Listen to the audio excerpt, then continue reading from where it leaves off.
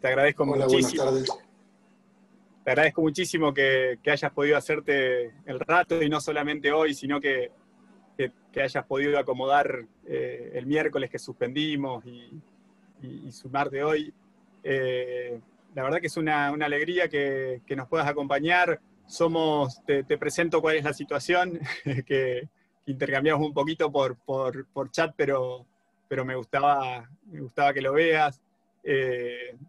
Somos un subgrupo de una primera tanda de capacitación de Ley Micaela que se está haciendo en la Facultad de Ciencias Exactas de la Universidad Nacional de La Plata.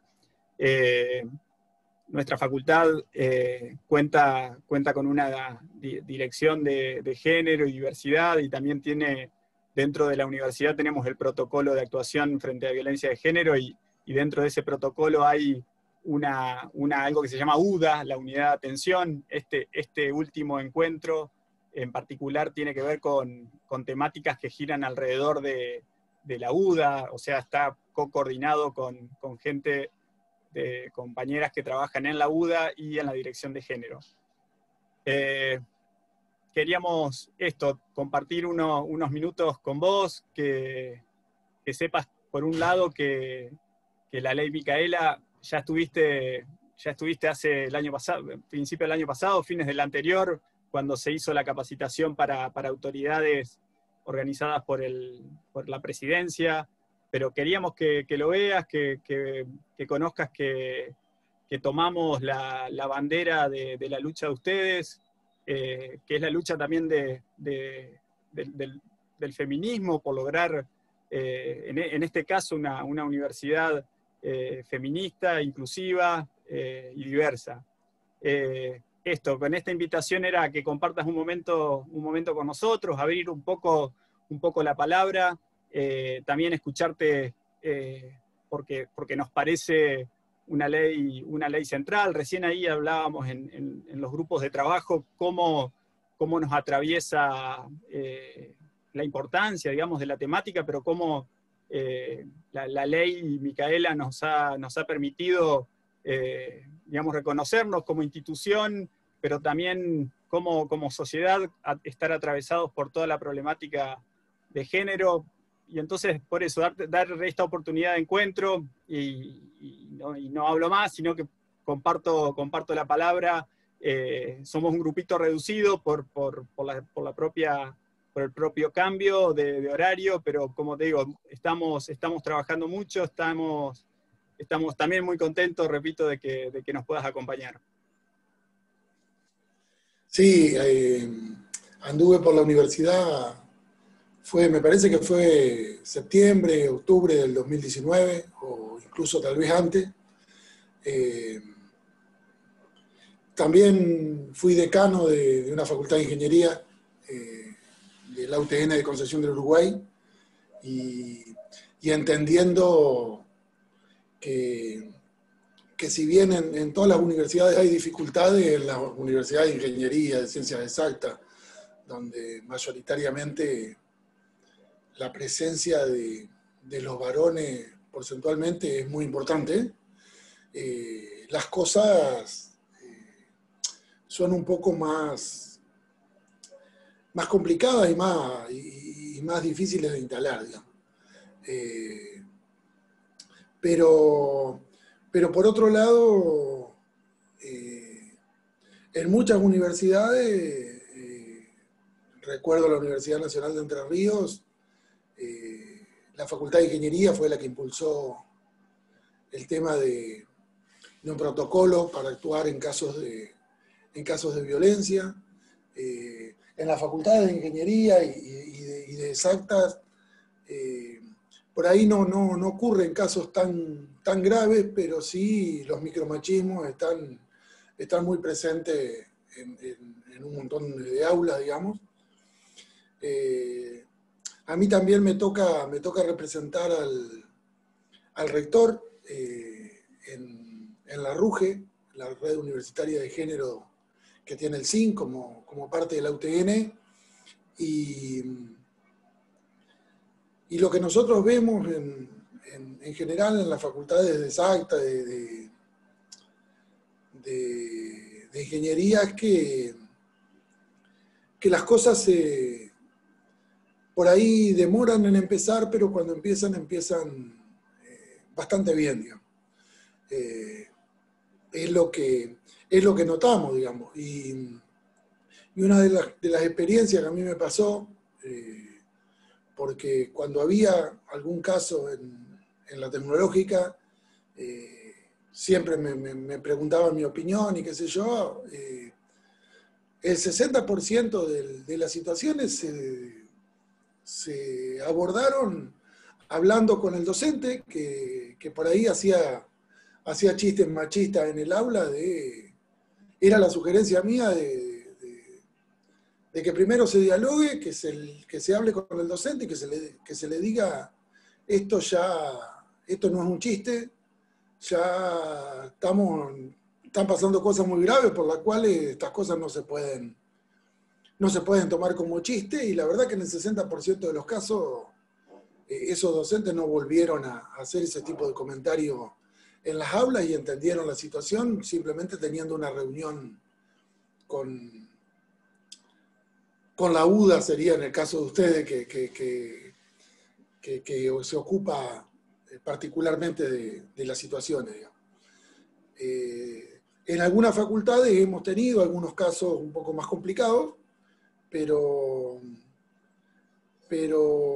bueno, tenemos esta cuestión de que la UTN tiene 30 facultades de ingeniería, que nos consultamos, hemos armado una red de consulta para que los casos pasen por la red, digamos, sin dar nombre, sin identificar a las personas, pero la red actúa como una especie de consultoría y de apoyo cuando las compañeras y algunos compañeros que integran las comisiones de género en las facultades quieren tener otra opinión de cómo encarar estas cuestiones. Respecto a la ley Micaela, bueno, la Universidad Nacional de La Plata fue una de las primeras que lo impulsó con firmeza, y hace un par de semanas me convocaron del CONFEDI, Consejo Federal de Decanos de Ingeniería, que no sé si vos, Mauricio, integrás ahí, sé que no están todas las facultades de ingeniería, pero están la gran mayoría, o de ciencias exactas, como están en otras facultades, y para ver a ver si podemos proponer, si puedo proponer algún plan para que el CONFEDI se apoye a la Facultad de Ingeniería, digamos. Lo que por ahí también hay es que de las 68, 69 universidades que integran la RUGE, el 82% adhirió a la ley Micaela como universidad, pero por ahí la Facultad de Ingeniería están un poco más demorada que el resto de las facultades en implementarlo hacia adentro. La idea es que haya un ámbito en el Consejo Federal de Decanos de Ingeniería donde se puedan dictar capacitaciones, donde se pueda actuar como una especie de asesoría, de acompañamiento, cuando surgen casos donde las facultades necesitan otra opinión, digamos, y que en confianza se puedan abordar estas situaciones de una manera colectiva, digamos. Nosotros creemos que, por eso entré casi a las 1:30, escuché un par de intervenciones sobre análisis de situaciones reales o problematizaciones que son muy similares a las reales, y me parece que esta es la forma en que se debe trabajar de la ley Micaela.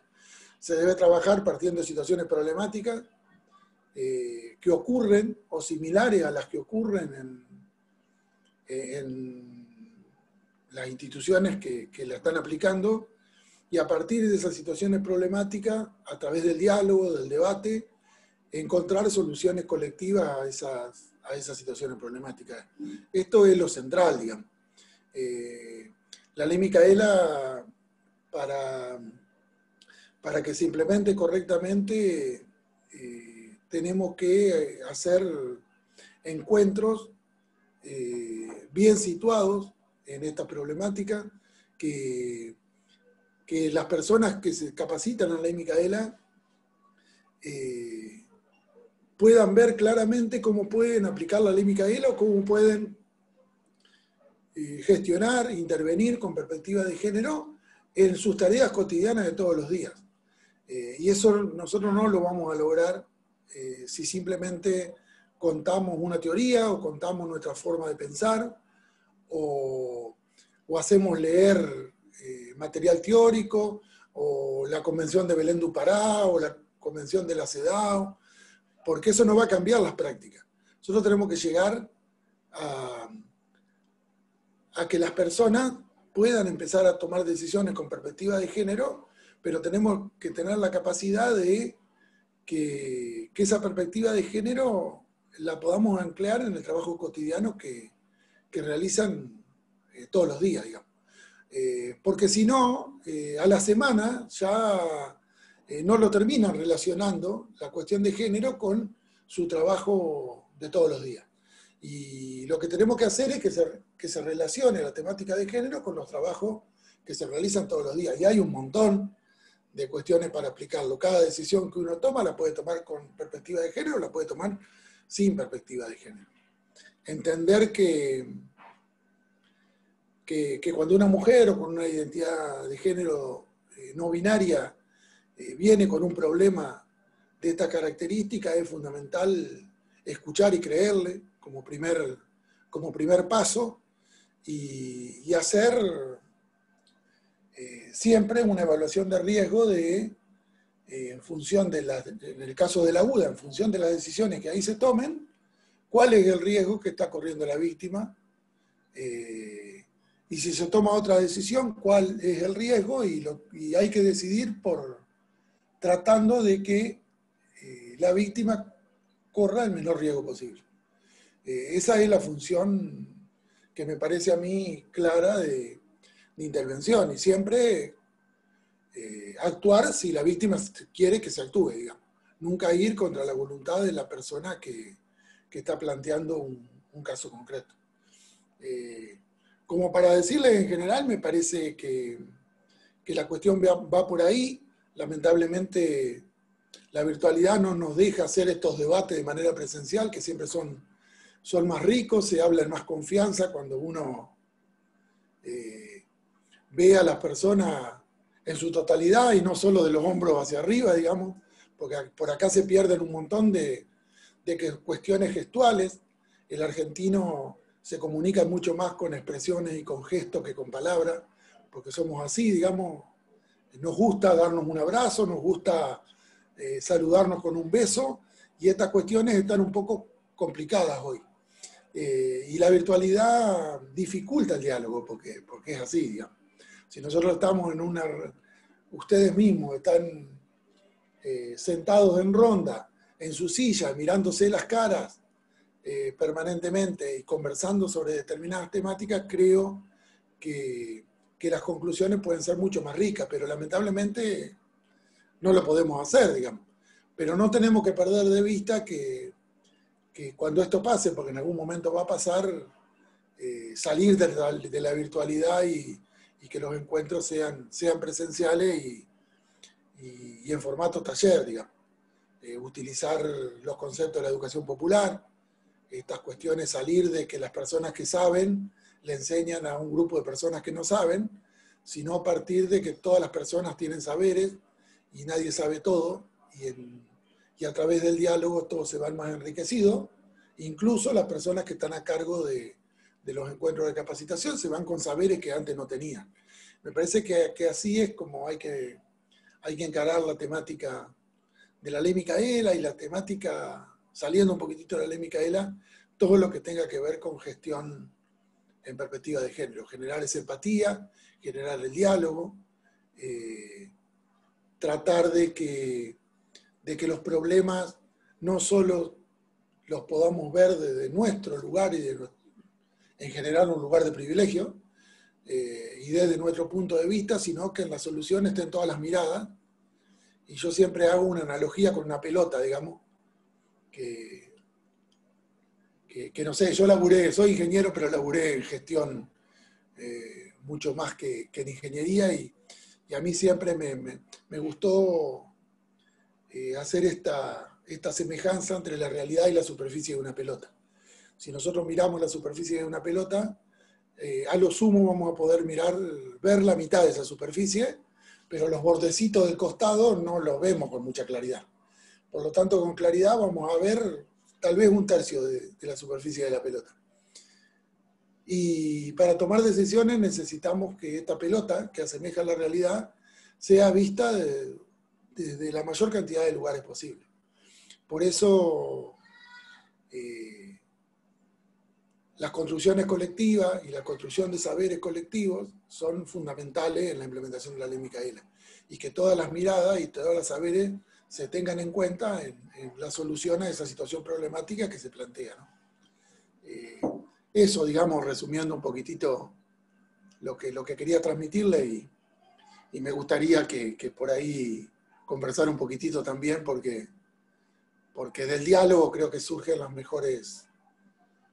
mejores soluciones a los problemas a los cuales tenemos que enfrentarnos.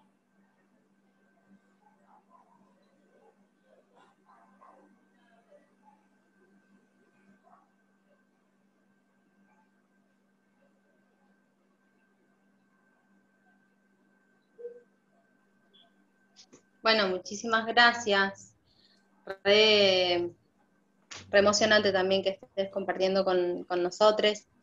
Por ahí en la línea que vos venías planteando las cosas, hemos pensado bastante los encuentros, siempre desde la perspectiva de la educación popular. En principio, hace un año cuando empezamos a pensar la ley Micaela, hace más de un año y medio, ya antes de que se desatara la pandemia, se esbozaba que podía ser en parte virtual y en parte presencial, y en ese momento con Maru, que es parte de la dirección, debatíamos de que no, de que tenía que ser presencial porque las cosas que se pasan por el cuerpo, porque no hay muchas cosas que las podemos pensar y debatir, y ahora es la herramienta que tenemos, e intentamos de que sea lo más participativo posible, de no hacer clases magistrales, sino más bien de entrar en los temas y poder debatirlos entre todos, pero sí entendemos de la misma manera que entendés vos que las cosas que aprendemos colectivamente y también poniendo el cuerpo, no corren de la misma manera los posicionamientos, que si solamente los estamos pensando desde la cabeza, así en una computadora. Hay mucha más transformación si podemos correr y desplazar nuestros posicionamientos colectivamente y poniendo el cuerpo. Pero bueno, es la posibilidad que tenemos ahora, es necesario seguirnos cuidando, y bueno, por eso también no quisimos aplazar la implementación, porque también entendemos que es urgente debatir seriamente todos los temas que trae la ley Micaela. Un poco respetamos la sugerencia que hace la UNLP de contenidos, pero los ordenamos de otra manera. Este ya es nuestro tercer encuentro sincrónico, que tuvo toda una parte asincrónica con bastantes participaciones, y después tienen un trabajo final que justamente un poco va a ir en la línea de cómo pensar la perspectiva de género desde el lugar en donde se está, que es la política de transversalizar la perspectiva feminista, como así también el machismo, la misoginia, la transfobia es transversal a todas las clases sociales, está en todas las instituciones, y tenemos que combatirla de la misma manera. Necesitamos transversalizar la perspectiva feminista para poder darle batalla y bueno, y ganarle un poco a la muerte, ¿no? Muchas gracias, Judo, para mí es muy emocionante que vos estés acá, te lo agradezco un montón de parte de la dirección, y no sé, creo que también todos nos quedamos un poco así callados, pero bueno, está bueno. Les cuento una pequeña anécdota, digamos. En el 2019, nosotros a partir del mes de julio, con Andrea, con la mamá de Mica y algunas voluntarias de la fundación que se turnaban para acompañarnos, recorrimos un montón de provincias, 14, y un montón de ciudades en esas provincias y un montón de sedes de universidades. Entre esas, el encuentro ese que Mauricio hacía referencia cuando se inició la capacitación a las máximas autoridades de la universidad.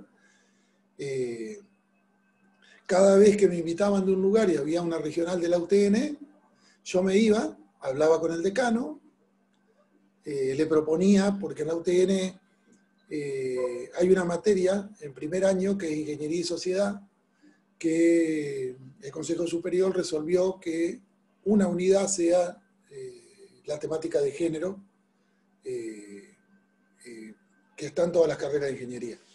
Entonces, hablábamos con las docentes o los docentes de la asignatura y les proponíamos hacer una clase, digamos. Y la clase era hacer un taller.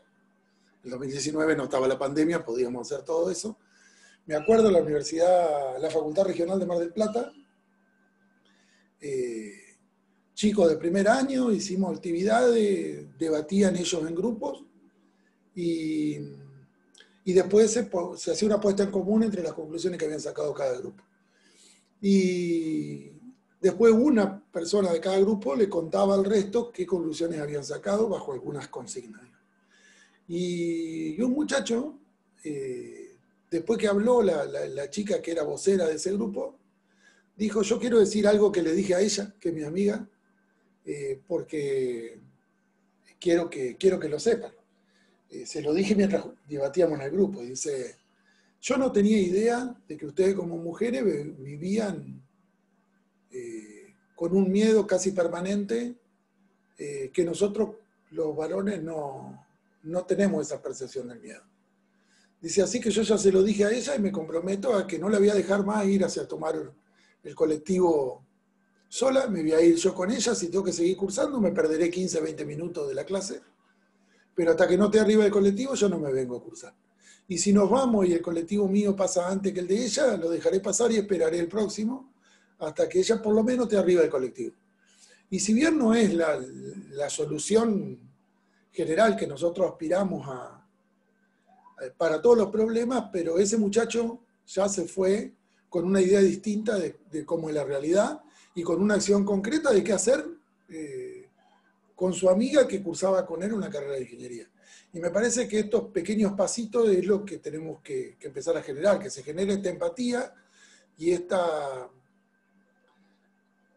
que los varones fundamentalmente empecemos a entender que las mujeres cuando andan por la calle, aún de día en algunos lugares,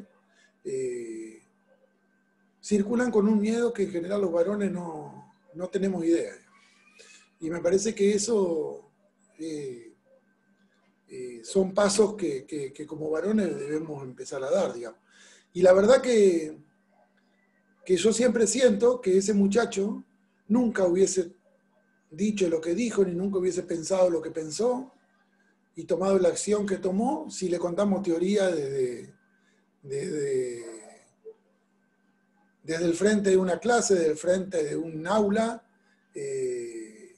Ese muchacho lo tomó porque empezó a pensar en función de la actividad que le hacía poner el cuerpo, que le hacía hablar, que le hacía debatir, que lo hacía escuchar lo que tenían para decir las otras personas del grupo, y eso es lo que tenemos que generar.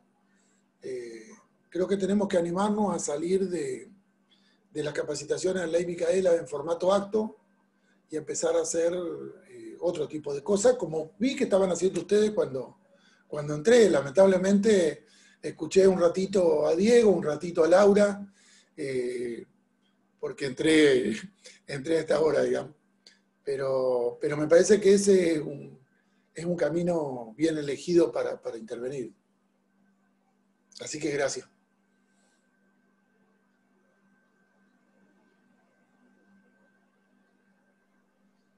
Yuyo, casi era una de las preguntas que yo tenía ahí como anotadas. ¿Te parece, nuestra política, digamos, tiene como estas dos patas de apostar mucho a lo que es capacitación y sensibilización, y por otro lado hay también necesidades que sobre todo en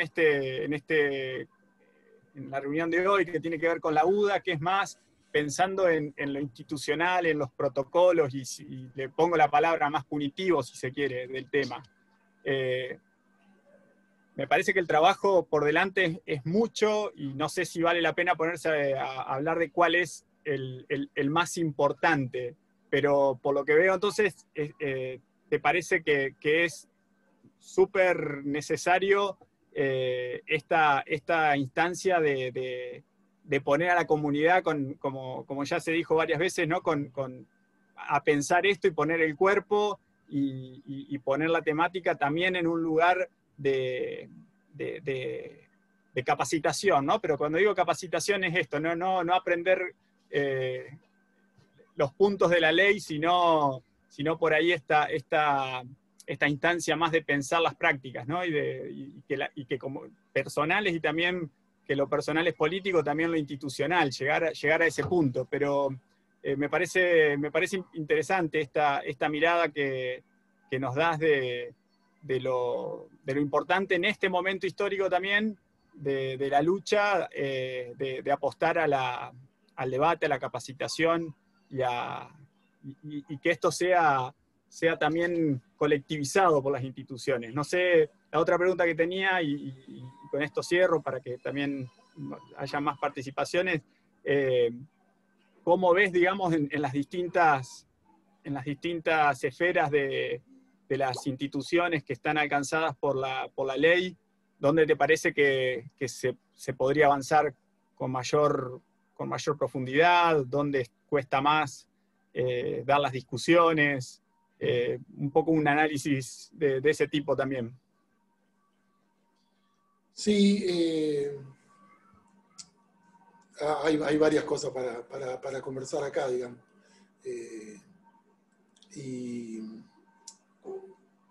Y sobre todo teniendo tan fresco todavía el femicidio de Úrsula, que me parece que igual que el de Mica,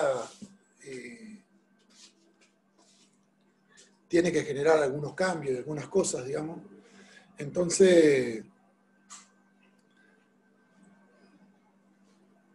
nosotros me parece que hay que encarar la situación en diferentes estrategias, por diferentes caminos y buscando diferentes objetivos. Nosotros, para implementar la ley Micaela, tenemos que tener paciencia, tenemos que saber que el camino es largo y tenemos que saber que la deconstrucción va a ser lenta y que esto va a llevar mucho tiempo. Pero decir esto cuando hay más de un femicidio por día también es complejo, digamos. Pero la cuestión de la violencia en general hay que trabajarla por otro carril, digamos.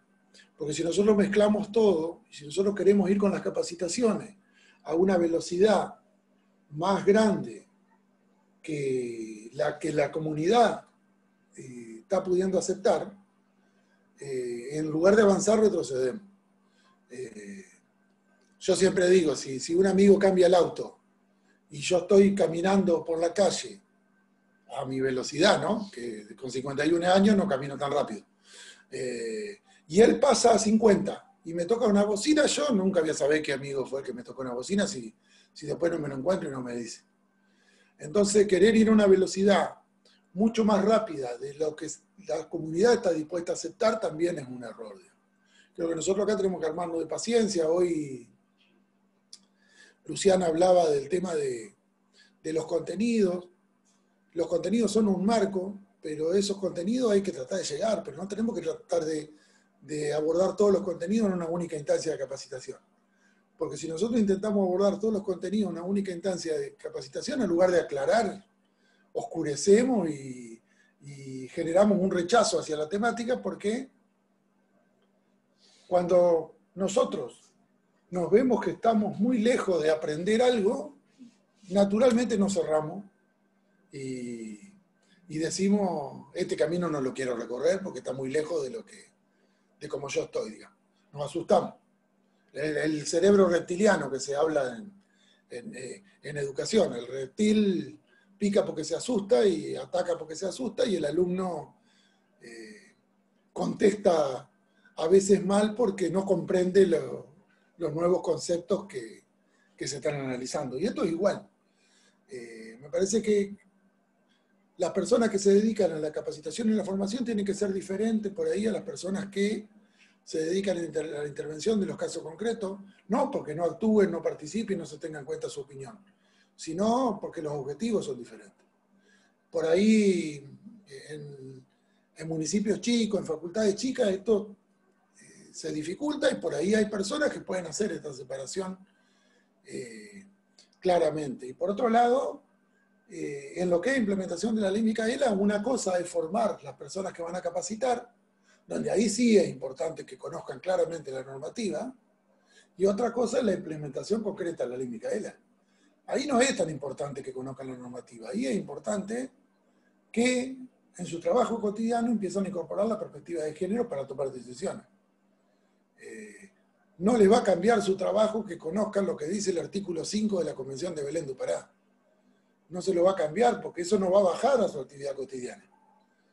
Pero tal vez, sin conocer el artículo, en su actividad cotidiana, resuelve con perspectiva de género. Entonces, las personas que capacitan en la ley Micaela sí tienen que tener un conocimiento pleno de la normativa, un conocimiento pleno de la ordenanza de adhesión a la ley Micaela de la municipalidad, de las resoluciones que han hecho ustedes como facultad en el tema, porque es imposible capacitar sin conocer el marco normativo en el que se interviene. Pero si nosotros lo llenamos con normativa a las personas que en un encuentro de capacitación no vamos a lograr lo que nosotros pretendemos lograr. Y lo que nosotros tenemos que tratar de lograr es que las personas que no creen en esto empiecen a dudar de lo que han creído durante toda su vida. Y a partir de esa duda empezar a cuestionarse y hacer un análisis introspectivo de lo que han hecho durante su vida previa y decir, la verdad que esto que yo hice no estuvo bien y tengo que hacer las cosas de otra manera. Y eso nos pasa a todos, me pasa a mí en mi relación con Andrea. Yo hoy sé que hay un montón de cosas que no las hice bien. Porque si yo me podía hacer el loco para no lavar los platos, me hacía el loco para no lavar los platos. Porque me quedaba más cómodo. Y eso no está bien y está mal. Y por otro lado, darnos cuenta que los que tenemos cierta edad, varones fundamentalmente, pero también mujeres, nosotros fuimos formateados con nuestro sistema operativo. Y esto nos va a costar hasta el último día de nuestra vida. Y nos vamos a equivocar hasta el último día. Me parece que saberlo esto y aceptar lo que nos va a pasar es una cuestión que está buena, digamos. Porque cuando nos pasa nos vamos a dar cuenta, y cuando nos damos cuenta vamos a pedir perdón o vamos a empezar a actuar de otra manera. El objetivo me parece que es que fundamentalmente los varones se empiecen a sentir incómodos por los privilegios que tenemos, y que esa incomodidad nos lleve internamente a decidir recorrer otro camino. Y eso lo podemos lograr en instancias de capacitación que pongan incómodos a los varones, pero no incomodarlos porque los retamos, que también suele pasar.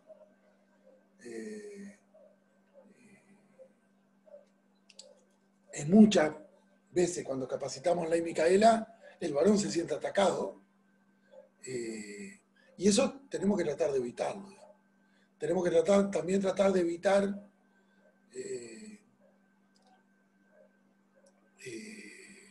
por ahí usar demasiado terminología feminista. Si nosotros arrancamos hablando de patriarcado, de un montón de cosas, y con etiquetas, como los medios masivos de comunicación también influyen en lo que las personas piensan cuando se habla con estos términos, complican la situación. Y yo no digo no trabajar el patriarcado, digo trabajarlo sin decir el nombre. Y si hay que etiquetarlo, lo etiquetamos al final de la actividad, pero no al principio. No que la gente sienta un rechazo por la terminología y que eso impida abordar la temática concreta que hay que trabajar, digamos. Por ejemplo, lo deben conocer las chicas, el test de privilegio, que son una serie de preguntas que se hacen. Ahí no se menciona la palabra patriarcado, pero claramente cuando se debate, se está claramente hablando del tema y debatiendo del tema y tratando y dándonos cuenta de que eso que está pasando ahí está mal. Después del final, si hace falta, lo etiquetamos, y si no hace falta, no lo etiquetemos. Mientras logremos interpelar a las personas que no creen y que empiecen a dudar sobre las formas en que han actuado durante toda su vida previa, eso ya está hecho. Y tal vez, digamos, lo que nosotros buscamos, no lo logremos nosotros, pero nosotros abrimos una puertita. Y tal vez ese papá, o ese abuelo, que no cree en nada, pero empieza a dudar a partir de un taller que ofrecemos, una instancia de capacitación que nosotros ofrecemos, escucha en una sobremesa algún comentario de una hija, de una nieta, y lo empieza a escuchar de otro lugar. Y tal vez el comentario de su hija o de su nieta es la que lo hace leer cuando esté leyendo el diario una noticia sobre la temática, y tal vez lea el título y el encabezado la primera vez, y unos meses después, cuando se cruce con otra noticia, la lea completa, y empiece a generarse tal vez un diálogo con su hijo, con su nieta, que pueda entender los rezongos de su pareja en la falta de acompañamiento, en las tareas cotidianas del hogar. Y a partir de ahí, que esa persona empiece a hacer un análisis propio e individual de que puede relacionarse con los otros géneros de una manera diferente. Y cuando venga la segunda instancia de capacitación, va a venir ya no tan cerrado como la primera vez, diciendo, bueno, hoy vengo más dispuesto a irme con cosas positivas de la actividad. Y me parece que ese es el camino, digamos, y para eso tenemos que armarnos de paciencia y entender que esto no va a cambiar rápido, digamos, pero sí me parece que hay que mostrar un objetivo claro, un camino definido a recorrer, y eso me parece que es lo más importante, digamos, que se vea hacia dónde vamos y cómo queremos ir a ese lugar, digamos. Y aceptar de que por ahí nosotros vamos por esta calle y el resto de las personas van por la otra calle o 2 cuadras más allá, pero más o menos estamos yendo hacia el mismo lugar. También aceptar esa diversidad y esas diferentes formas de buscar ese objetivo, digamos. No sé si me enredé mucho yo y los enredé a ustedes, pero creo que es eso, digamos. Es difícil, a mí el femicidio de Úrsula me afectó por un montón de cuestiones, digamos, pero fundamentalmente porque tienen un montón de cosas en común, de falla del Estado, que el Estado llegó tarde, como en el caso de Micaela, y me parece que como Estado podemos hacer mucho más de lo que se está haciendo y tal vez el femicidio de Úrsula hubiese sucedido igual, digamos, pero también mostrando que una parte del camino ya se había recorrido, y por ahí yo en lo personal creo que podríamos haber avanzado mucho más en ese camino, entonces uno por ahí siente la frustración de de que hay cosas que se podrían haber hecho y no se hicieron, digamos. Pero en capacitación hay que ir con paciencia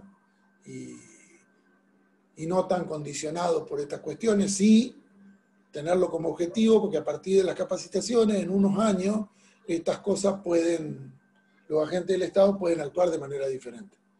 Pero con la capacitación en lo inmediato, seguramente vamos a poder solucionar muy poco de estas cosas, digamos. Hay otras cosas para intervenir.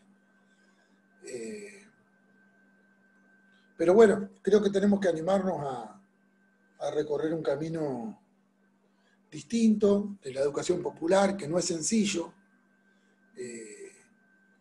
y no quedarnos solo con la cuestión pedagógica de la educación popular, de hacer talleres de determinada manera, sino que la educación popular parte de una investigación de la realidad. Y a partir de la investigación de la realidad, poder intervenir, y poder intervenir con un objetivo claro, ideológicamente claro, digamos. Saber qué queremos y a dónde queremos ir, y no solamente utilizar la educación popular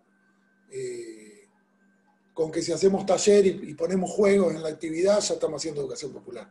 No, la educación popular es más amplia que esto. La educación popular, el primer paso es conocer claramente la realidad a partir de un proceso que Paulo Freire lo llama de investigación, digamos, de interactuar con el medio. Y después intervenir. Y eso, para llevarlo a la ley Micaela, nosotros tenemos que conocer muy bien las funciones que ocupa el área donde vamos a intervenir con la ley Micaela, qué situaciones complejas hay que resolver ahí, que en general son relaciones laborales entre varones y mujeres, y intervenir sobre esas cuestiones. Y partir de dar la ley Micaela interviniendo sobre esas cuestiones, dando la teoría, pero trabajando sobre casos concretos, sobre problemas concretos, sobre funciones concretas de las personas que trabajan en esa determinada área. Nosotros no podemos implementar la ley Micaela de la misma manera en lo que es tesorería, qué sé yo, con lo que es secretaría académica, o lo que es Secretaría de Asuntos Estudiantiles, no sé cómo la llaman ustedes, porque la realidad y lo que se trabajan son cosas diferentes. Pero en todas se puede gestionar con perspectiva de género. La ley Micaela bonaerense, en el artículo 5, que son las funciones de los órganos de implementación, dice algo que no se habla mucho, porque se habla mucho de lo que dice el artículo primero, pero en el quinto ya no sé cuántas personas han llegado a leer el quinto. Pero en el quinto habla de que la ley Micaela también tiene que capacitar en gestión con perspectiva de género. Y eso está en la ley Micaela bonaerense, no está en la ley nacional y no está en casi ninguna de las leyes provinciales de adhesión a la ley Micaela. Pero en la ley Micaela bonaerense sí está. Capacitación en gestión con perspectiva de género. Y me parece que este es un paso, no es un detalle, digamos, algo interesante para poder intervenir. Y discúlpenme porque me hacen una pregunta y yo contesto esa y 3 más, pero bueno, me voy enganchando con cosas que me parece que son interesantes decir y sigo.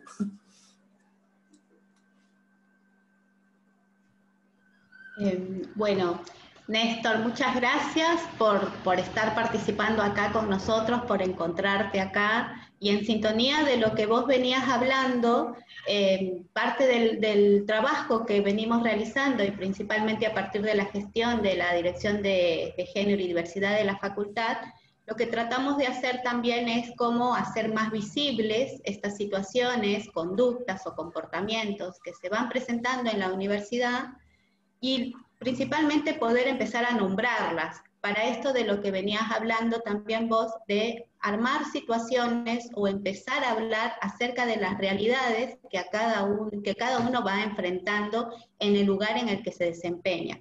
En este momento y en este encuentro hablamos en el ámbito universitario y principalmente de la facultad, ¿no?